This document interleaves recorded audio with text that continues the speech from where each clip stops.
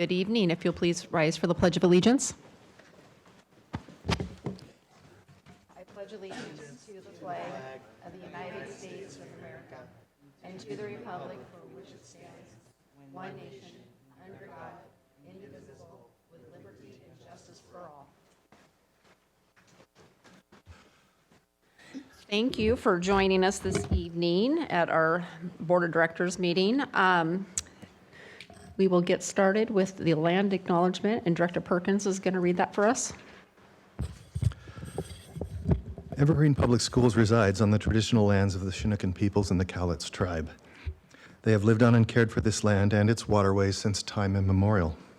We thank them for their stewardship and make this acknowledgement to open a space of recognition, inclusion, and respect for all Indigenous families, students, and staff in our community. Thanks, Rob. All right, next is the adopt of the agenda. If we can entertain a motion for that. I move for adoption of tonight's agenda as presented. Seconded. So moved and seconded. All in favor, say aye. Aye. Opposed? Thank you. We're going to excuse President Jenny Gronwalt from this meeting this evening. Do we need to take a motion for that? Move that we excuse Ginny. Seconded. Moved and seconded. All in favor, say aye. Aye. Aye. Perfect, thank you. All right, next up is a presentation. We're going to get stakeholder feedback session report by Dr. Tammy Campbell. She came and visited the district, gosh, was it been a couple months ago? And she has a report for the board this evening, and so we are going to welcome her. I believe she's coming to us virtually, is that correct? Okay, we're getting that worked out. I am here. Can you hear me, board members? We can hear you, Yes, thank hello. you. How are you tonight? I'm doing well. Just let me know when you're ready and I'll start. Are we going to have it on the screen too, or? There she is. Oh, there you are. Good evening. Good evening. Before I begin, I want to first acknowledge the board in terms of your request of me in this process of searching for the next permanent superintendent. You informed me that this was an important step in your selection process, and you wanted me to get widespread feedback through listening and learning. And what I'm going to do today is share that information with you. I was there all day listening to as many people as possible under the sort of direction and request of Evergreen Public Schools School Board. So I'm going to go ahead and share screens with you now and ask, do you see the screen that I'm sharing? Is that coming up? Yes. Okay. The presentation goals, I want to provide an overview of the process. I want to outline the themes and the feedback from stakeholders that were recurring. And I want to provide recommendations based on stakeholder feedback. I also want to acknowledge the commitment of the board in participating and being on the ground for many of these sessions. So some of what I share will not necessarily be a surprise to you. This is the schedule. Just take a minute. You can see we had a blend of in-person Zoom sessions, but lots of stakeholder groups, students, staff, administrators, labor groups, parents, community, just as many voices as we could possibly have. And in addition to the in-person, we also submitted and administered an online survey. So both of those together will paint the picture of what I'm sharing with you tonight. Of the participants, 15% of them were students.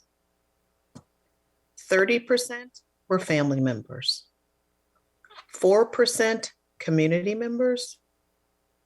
43% staff. 8% administration.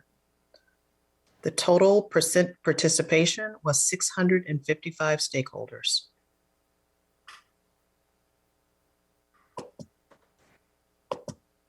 The questions that we asked, the first, Identify 3 to 5 words that describe the characteristics you think are essential for the Evergreen superintendent to have. Next, 3 to 5 words that describe what is working in the district. Next question, 3 to 5 words that describe what needs to be improved in the district. Last big question, the one thing that the superintendent should focus on that will significantly improve the district. These are questions that would certainly aid in your search process. They would also help in the transition once your selection process has been finalized. And then we asked this last question, if you'd like to expand. We did not get enough to theme it, but you will see themes for the first 4 questions. The last question just had, it was hard to theme it. It was very fragmented, so that wasn't one that we themed. What I'm going to show you for each question is a Wordle. And what the Wordle does, it's basically words illustrating frequency distribution. So integrity, honest, those words must have happened or were submitted a lot because those words are bigger. The bigger the word, the more frequent they were in terms of the survey input.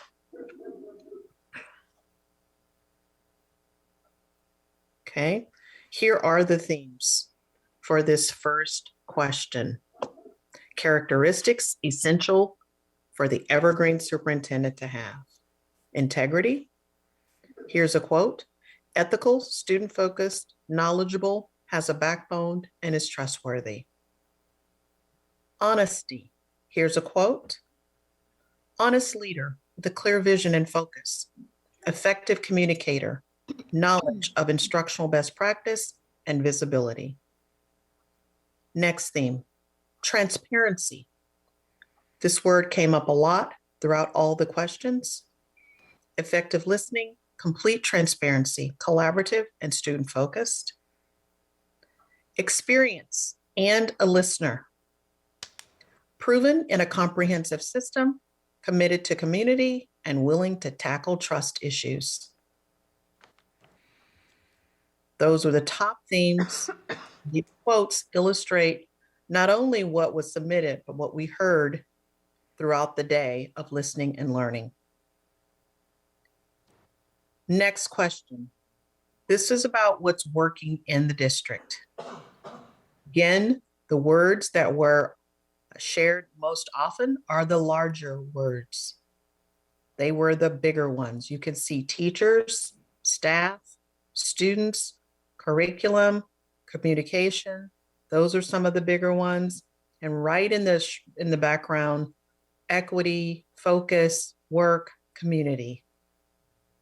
Let's look at the themes. First theme. My computer is blocking this word for me. Hold on. Teachers. Teachers are committed to building relationships with their students. Student-focused direction. This was about what participants felt was starting to happen most recently.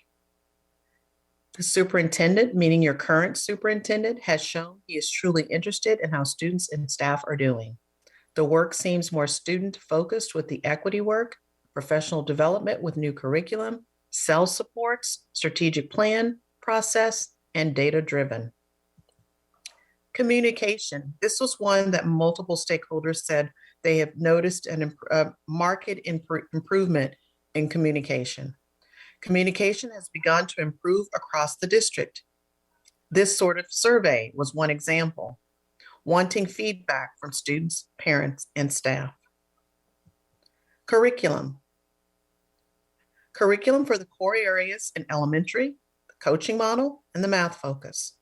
Moving toward alignment, clear and shared focus, and the equity and cell work. Those were the themes around what is working.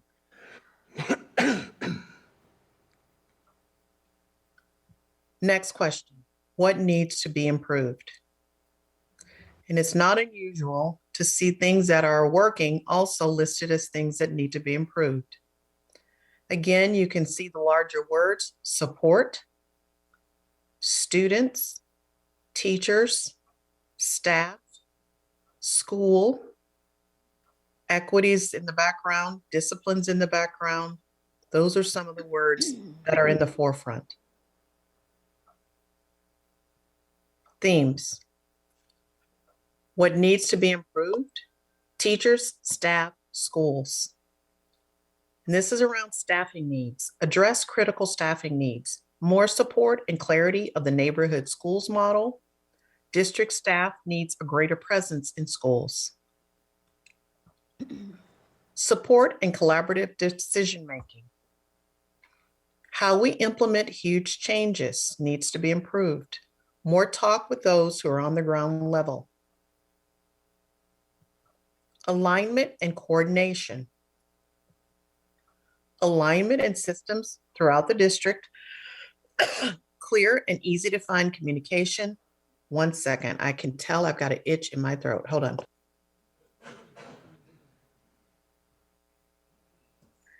Sorry about that. Alignment of systems throughout the district. Clear and easy to find communication. Building alignment, district department alignment. Everyone moving in the same direction. Each school is in their own unit, silo. They're not united and have different rules and expectations. Middle school students and parents are not educated about high school options. These were a few of the quotes. Equity, cultural bias, racism, and a need for training on inclusivity. A vision for equity and strategic thinking, equity for all, effective implementation. These are the top tier items that came up that need to be improved. What is the one thing that the superintendent should focus on that will significantly improve the district? You can look at those words again. It's not a surprise that words will come up or be repeated as strengths as well as areas of growth. Students, big words. Staff, communications in the background, schools in the background. Let's see what the themes were. Students, alignment, and equitable support. Here's some of the words. Equitable support for students and teachers. There was a large feedback around a need for para support and staffing. Creating cohesion among district personnel and bringing a vivid vision to our schools and stakeholders. There's that alignment piece again. Improving the neighborhood schools model. A lot of feedback about the neighborhood schools model and how it came to be, and more importantly, how do we support it? Improve student outcomes, all students. Listing students' opinions and questions. And again, this notion around being in schools so that you can listen to staff. And lastly, a focus on student mental health.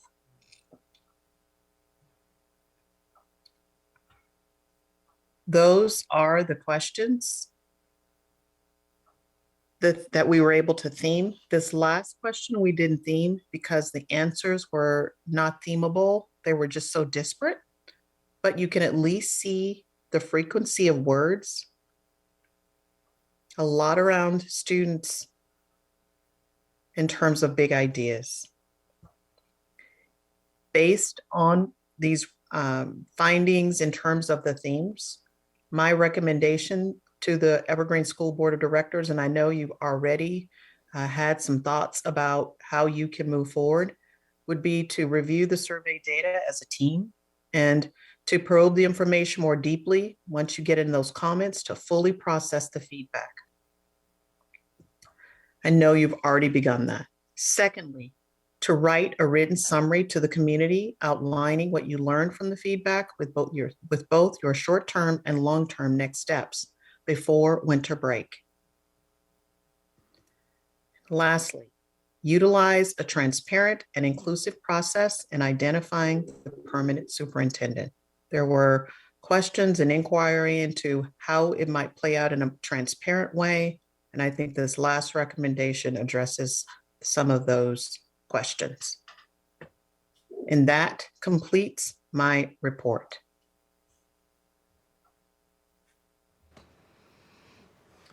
Thank you, Dr. Campbell. Do we have an opportunity to maybe ask questions or have some comments?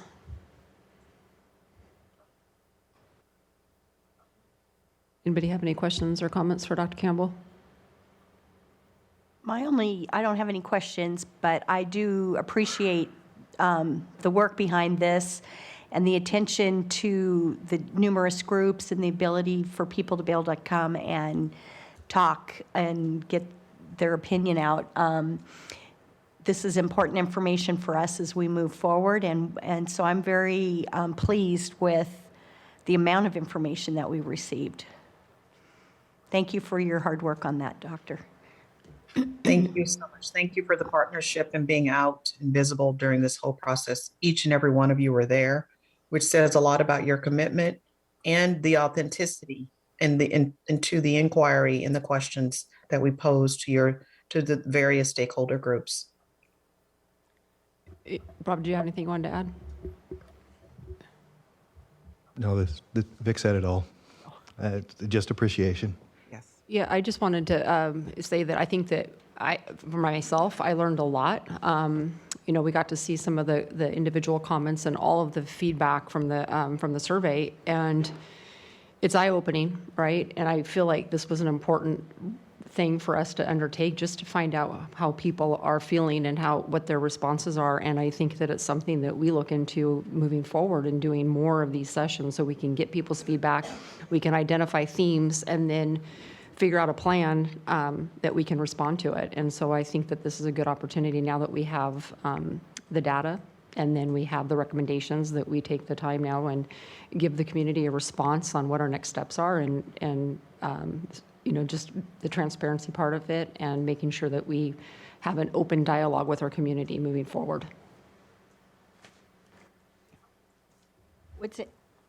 It's always been the challenge is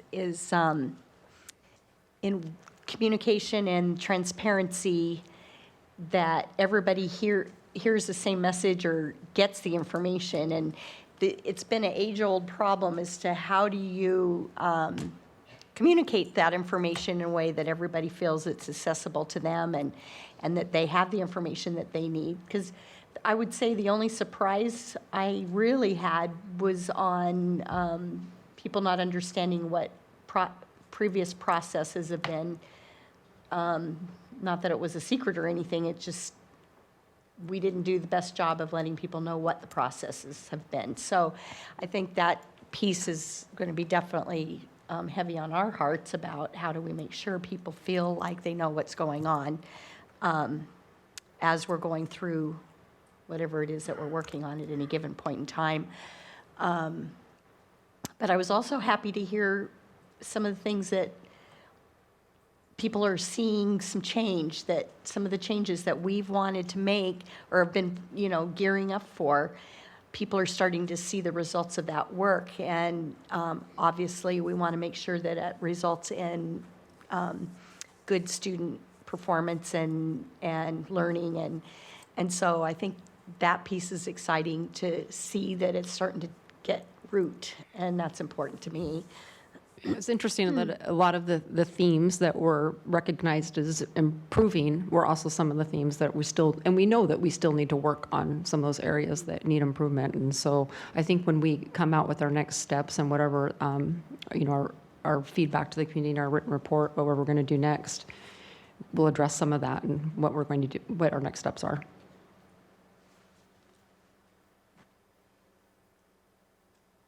All right, anything else? Thank you, Dr. Campbell. We really appreciate it. Thank you, board members. Thank you. Have a good night. Thank you.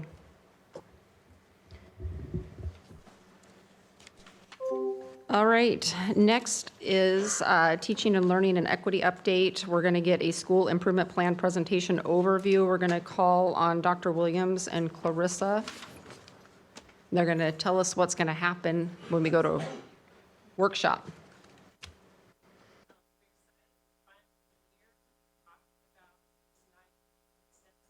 to keep our relentless focus on ambitious instruction.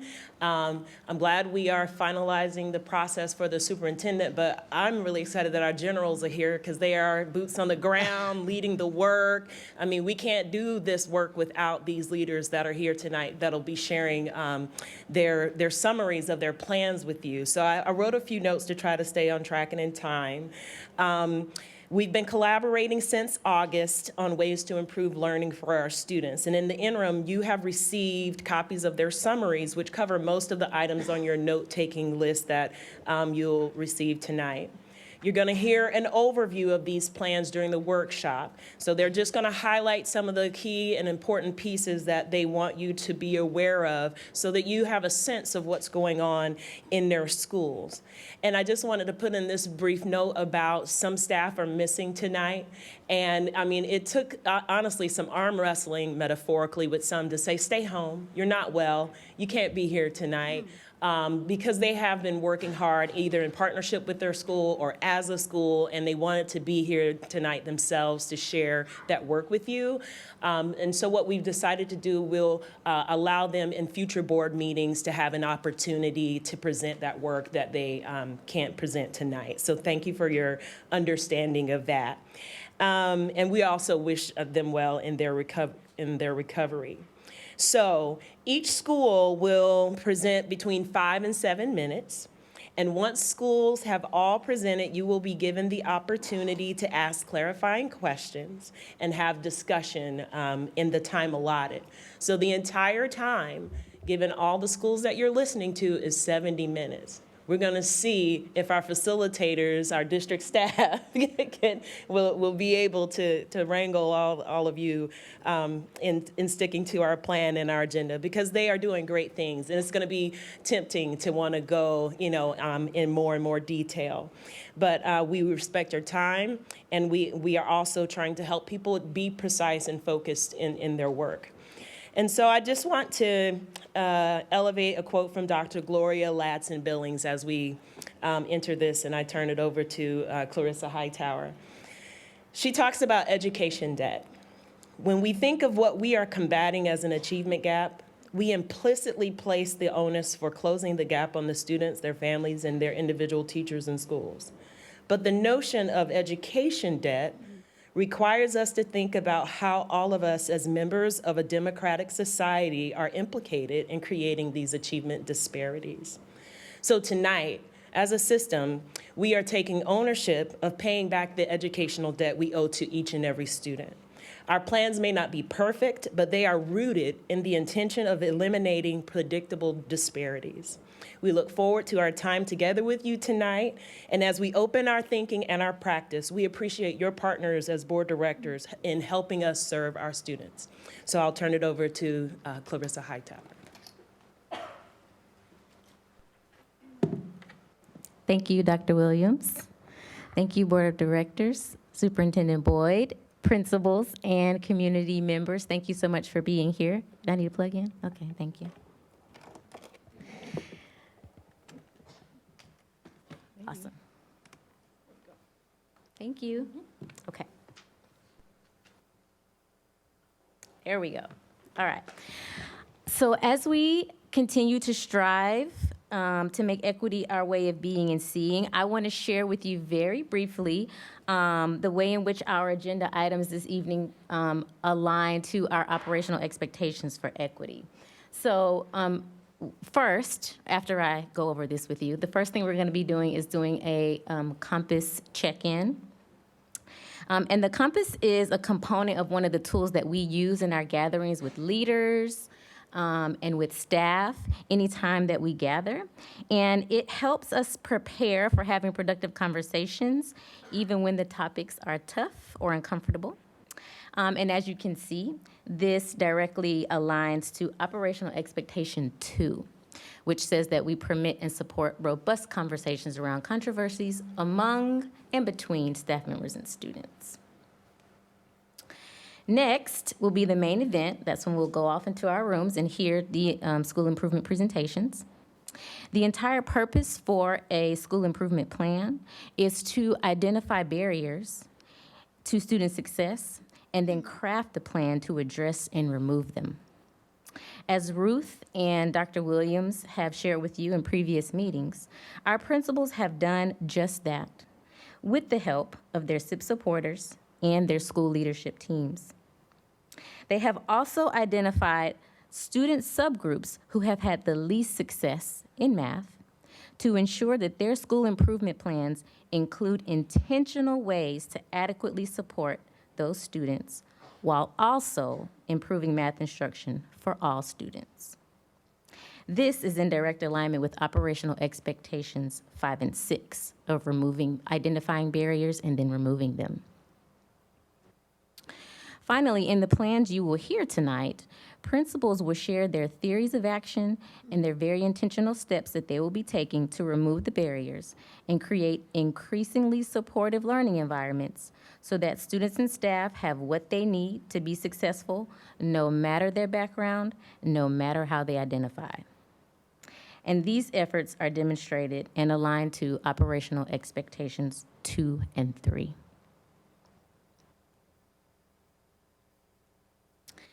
Now, briefly, I am going to tap you through a Compass check-in to prepare you for listening to your school improvement presentations. Just a note, this should look a little bit familiar. We've talked about it quite a bit. We utilize it again with our staff as we're meeting. And as a reminder, the Compass is not, the check-in on the Compass is not a replacement for the phrase, "How are you?" It's much deeper than that. Instead, it helps you prepare to engage in a conversation or situation in a more productive manner by asking you to locate yourself in one of the 4 quadrants that you see here. And then after locating where you are, to intentionally visit the other quadrants to center yourself, which prepares you for the conversation. So what we're going to do here really quickly is I'm going to ask that you take a moment, a quiet moment, I'll be quiet too, to find yourself on the compass. And just to review what each of the quadrants are, so you know where you're locating yourself. If you are in the feeling quadrant, you can name the emotion or emotions that you are feeling. Okay, so as you're pausing, if you immediately say, "I'm excited," you're in the feeling quadrant. Okay. If you are in the believing quadrant, you can articulate your stance on the topic at hand. Okay. For example, if you believe in your morally, it's a moral belief that school improvement plans are a key component to continuous support of students. That's a belief that you're bringing with you into this space and place, and you're in the believing quadrant. If you're in the thinking quadrant, you have wonderings or questions, right? And they can be any wonderings or questions. What room am I in? How long is it going to be? Whatever that is, whatever those questions and wonderings are, if those are coming to mind, you are in the thinking quadrant. And finally, if you're like, "Yeah, let's go.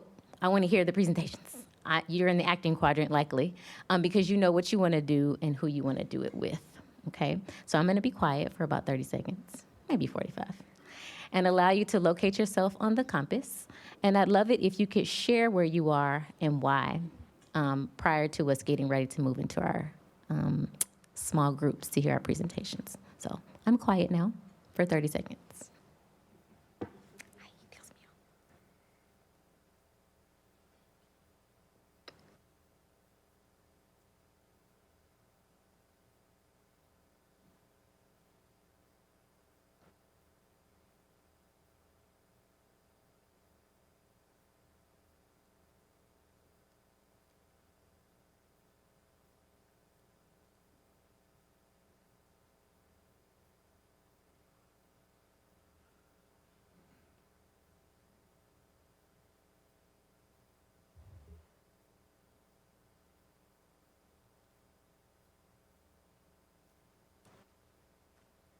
About 10 more seconds.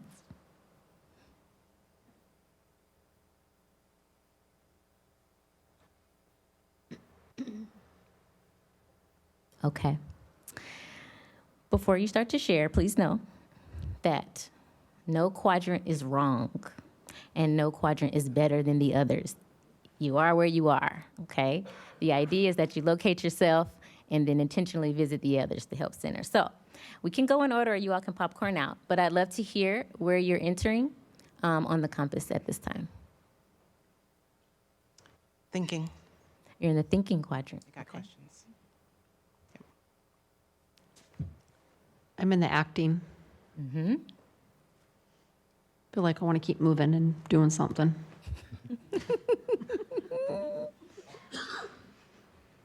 I was in the acting, which was a different context, made me late for the meeting.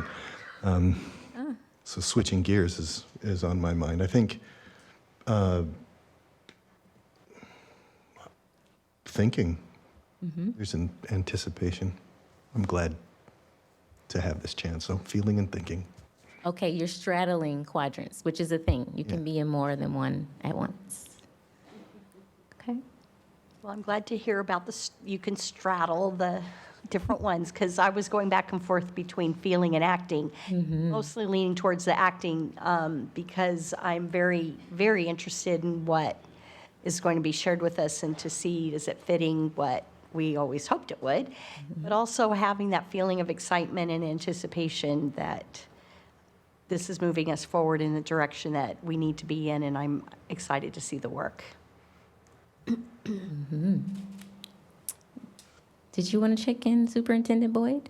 Sure. I'm straddling both feeling and believing, feeling calm, really proud, and the beliefs that cause me to feel this way is I just have a belief in this work for all of the reasons that you mentioned. Pulling up the last slide you had around our moral imperative. So, really excited. Awesome. So I appreciate you participating in something that our staff does on a regular basis, further connecting you to some of the things that we do in building and here. As we get ready to move into our areas, one of the things I also mentioned is that though none of the quadrants are wrong or better than the other, the idea of the compass is that you visit each of the quadrants to help you center yourself prior to engaging in conversation or a situation. And so you should have this as a handout to help you get yourself ready to engage. Being in the acting or feeling or believing or thinking quadrant is awesome. It is also a really good idea to see what comes up for you in the other quadrant. So I'd like for you to, not now, but as you get ready to go into your small groups, is to visit a quadrant where you didn't enter. And when you visit it, these are the questions that you can ask yourself to help you become more aware about where you are so that you can center. So if you were in the thinking, maybe visit your feelings and ask yourself, what beliefs or emotions are causing me to have the thoughts that I have, right? So what is undergirding those questions I have? If you're in the acting, if you're in the feeling, name the feelings that are coming up for you. If you want to visit the beliefs, think about what feelings are causing you to believe the way you do. To visit the thinking quadrant, ask yourself, what questions might I have? And if you're in the acting quadrant, or when you visit the acting quadrant, think about what the feelings, beliefs, and questions you have are causing you to want to do.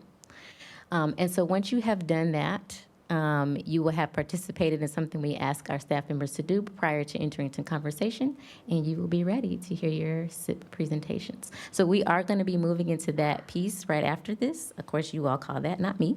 But I want to make sure that you have what you need prior to going into those spaces. So Dr. Williams gave you the overview. I gave you a tool to use, and now we are ready to hopefully see you all really soon for our SIP presentations. Thank you so much.